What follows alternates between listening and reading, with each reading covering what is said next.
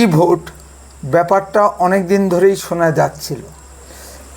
মানুষ বিশেষ করে হিন্দুরা ভোট দিতে না পারায় বিভিন্ন রাজনৈতিক দলের তরফ থেকেও এ দাবি তোলা হচ্ছিল। পশ্চিমবঙ্গের বিরোধী দলনেতা শ্রী শুভেন্দু অধিকারী এ সম্পর্কে বেশ জোরালো দাবি তুলেছেন। দাবি শোনা যাচ্ছিল, কিন্তু ব্যাপারটা ঠিক কী বোঝা যাচ্ছিল না। এখন অ্যান্ড্রয়েড মোবাইল ফোন প্রতি ঘরে ঘরে আছে। এই ফোনের মাধ্যমে ভোট দেওয়া যাবে।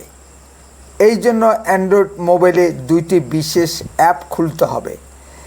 একটি ই ভোটিং অ্যাপ এবং অন্যটি EACCBHR ভোটিং অ্যাপ। আজ বিহারে ভারতের নির্বাচন কমিশন ও বিহার নির্বাচন কমিশন পরীক্ষামূলকভাবে 6টি জেলার মোট 45টি মিউনিসিপ্যালিটির কেন্দ্রে এই পদ্ধতিতে ভোট গ্রহণ করা হয়েছে। প্রদত্ত ভোটের হার প্রায় 66%, যা বিহারের ক্ষেত্রে সর্বোচ্চ রেকর্ড। কারা কারা এই পদ্ধতিতে ভোট দিয়েছেন? এই পদ্ধতিতে ভোট দিয়েছেন বৃদ্ধ বৃদ্ধা, গর্ভবতী মহিলা, ফিজিক্যালি ডিজেবল ব্যক্তি এবং যারা কাজের সন্ধানে বাইরে রাজ্যে আছেন। যারা ইচ্ছুক তারা ভোট কেন্দ্রে গিয়েও ভোট দিতে পারবেন। বুথে বুথে পোলিং স্টেশন থাকবেই। একটি মোবাইল অ্যাপের মাধ্যমে দুটি করে ভোট দেওয়া যাবে। কিভাবে ভোট দেওয়া যাবে? প্রথমে ওই দুটি অ্যাপের যে কোনো একটি খুলে ভোটার আইডি নাম্বার লোড করতে হবে। ভোটার আইডি নম্বর লোড করলেই আপনি সঠিক ভোটার কিনা তা ভেরিফিকেশন হয়ে যাবে। তারপর আপনার মোবাইলে ভেসে উঠবে ব্যালট পেপার। তখন আপনি ইচ্ছামতো আপনার মূল্যবান ভোট দিতে পারবেন। নমস্কার, আপনারা শুনছেন উত্তরের কণ্ঠ। উত্তরের কণ্ঠ থেকে আমি শ্রী প্রভাত বসাক, তুফানগঞ্জ, কোচবিহার।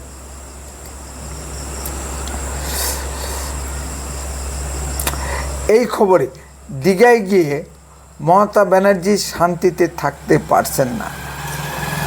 এই খবর পেয়ে তৃণমূলের রাজ্যসভার সাংসদ সাগরিকা ঘোষ ও খোদ মমতা ব্যানার্জি ঠিক কী বললেন শুনে আসি।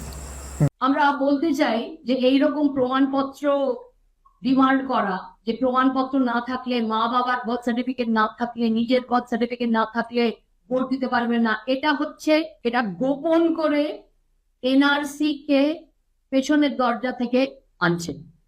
This is getting the NRC through the backdoor থেকে এনআরসি কে আনছে।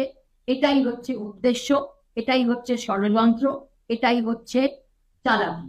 জানে যে বেঙ্গলে হারছে, তাই জন্যই হাজার হাজার ভোটারদের ভোটার তালিকা থেকে বাদ দেওয়ার জন্য এই ষড়যন্ত্রটা করেছে। কারণ কখনো কখনো ইমার্জেন্সি অ্যারাইজ করে, যেটাকে অ্যাভয়েড করা যায় না।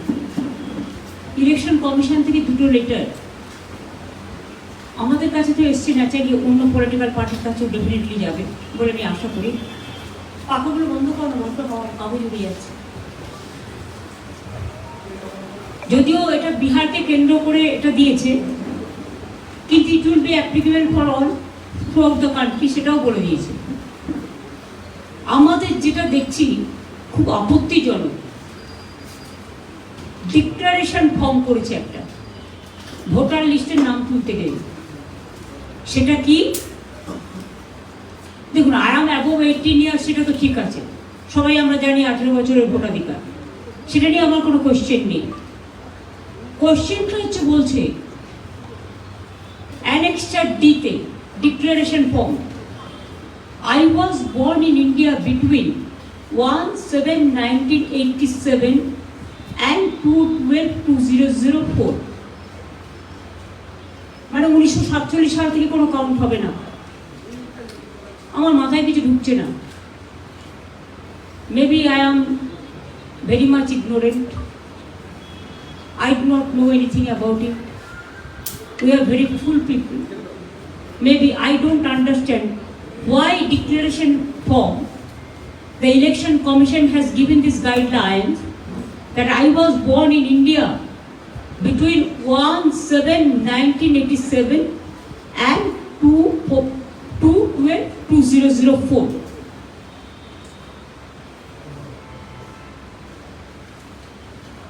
উনিশশো সালের আগে যারা জন্মেছে তাদের হবে না, 1987 সালের পরে। এই 1987 সালের আগে থেকে between 87, তো আমাদের অভিষেকিত জন্মেছে 87 এর নভেম্বরে। মজাটা দেখুন, so far I know 7 November, কারণ কালী পুজোর সময় আমরা দেখি সেজন্য। তাতে বলছে ডকুমেন্ট যেগুলো দিতে হবে, provide any document for father from the list given below establishing date of birth and or place of birth. Provide any document for mother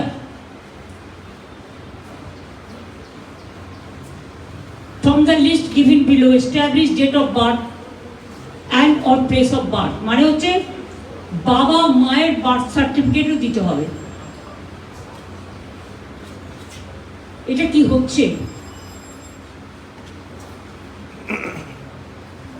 আর বাড়ি টু বাড়ি ফুল এনুমারেশনের নামে দিস ইজ আ ডকুমেন্ট, আপনারা খুঁজে নেবেন। আমি এর মধ্যে তাদের বক্তব্যে ভোটার তালিকার কথা উঠে এসেছে।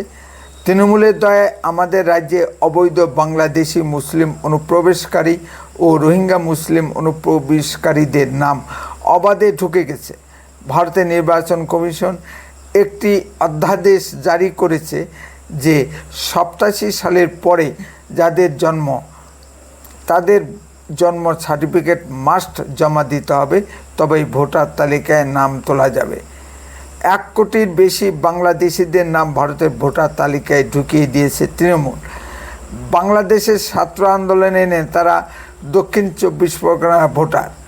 পশ্চিমবঙ্গের ভোটার তালিকা সংশোধন কার্যত অসম্ভব ব্যাপার হয়ে দাঁড়িয়েছে। অবৈধ বাংলাদেশি মুসলিম অনুপ্রবেশকারী ও রোহিঙ্গা মুসলিম অনুপ্রবেশকারী তৃণমূলের ফিক্সড ভোটার। যে গতকাল এসেছে তাকেও ভোটার তালিকায় নাম তুলে দিয়েছে তৃণমূল নেতারা মাইকিং করে দেশিদের নাম ভোটার তালিকায় অন্তর্ভুক্ত করেছে। এ সংক্রান্ত বহু ভিডিও সমাজ মাধ্যমে আছে। এবার আসুন, কেন ই ভোটিং প্রয়োগ করা পশ্চিমবঙ্গের ক্ষেত্রে প্রয়োজনীয়। তৃণমূল ব্যাপক সংখ্যক হিন্দুদেরকে ভোট দানে বাধা দেয়। কোনো ফ্ল্যাট বা বহুতলে মেন গেট আটকে দিয়ে ভোট দিতে বাধা দেয়। ভোটের লাইনে দাঁড়ানোর লোকজনকে মারপিট করে ভোট দিতে বাধা দেয়। ভোটের দিনের আগের রাত্রে পাড়ায় পাড়ায় ঢুকে লোকজনদের শাসিয়ে আসে। এইভাবে ব্যাপক সংখ্যক লোক ভোট দিতে পারে না, কিন্তু ছাপ্পা ভোটের মাধ্যমে ভোটদানের হার ঠিক রাখে। ই ভোটিং প্রসেস চালু হলে তৃণমূলে এই ধরনের উপদ্রব অনেক কমে যাবে। ই ভোটিংয়ের মাধ্যমে ভোট দিলে ভোটের স্বচ্ছতাও ঠিক থাকবে। এই জন্যই তৃণমূল বা মমতা ব্যানার্জির ভয়ে এত লাফালাফি। রিগিং করে ভোটের মাধ্যমে মমতা ব্যানার্জির সরকার টিকে আছে। এই সরকারের পিছনে কোনো জনসমর্থন নেই। আমরা চাই পশ্চিমবঙ্গের সুস্থ নির্বাচন প্রক্রিয়া, যাতে মানুষ সুস্থভাবে তাদের ভোটাধিকার প্রয়োগ করতে পারে। সুষ্ঠু ভোট প্রক্রিয়া চালু হলে মমতা ব্যানার্জির অসুবিধা কোথায়? উত্তরে কণ্ঠ তাৎক্ষণিক কোনো খবরের চ্যানেল নয়, এডুকেশনাল ও ইনফরমেটিভ চ্যানেল। এই চ্যানেল খবরের ভেতর থেকে খবর বের করে আনে। উত্তরে কণ্ঠ সর্বদাই বাস্তব ও সত্য কথা বলে। আরও এ ধরনের ভিডিও পেতে দয়া করে এক্ষুনি চ্যানেলটিকে সাবস্ক্রাইব করুন, বেল আইকনে ক্লিক করুন, আপনার মূল্যবান মতামত কমেন্টে লিখুন। যদি ভিডিওটি ভালো লেগে থাকে তাহলে আপনি আপনার বন্ধু মহলে ভিডিওটি শেয়ার করুন। উত্তরে কণ্ঠ দেশের কথা বলে, দশের কথা বলে। আপনারা চোখ রাখুন উত্তরে কণ্ঠের পর্দায়। বন্দে মাতরম, ভারত মাতা কি জয়। খুব শীঘ্রই ফিরে আসছি নতুন কোনো ভিডিও নিয়ে। সুস্থ থাকুন, ভালো থাকুন।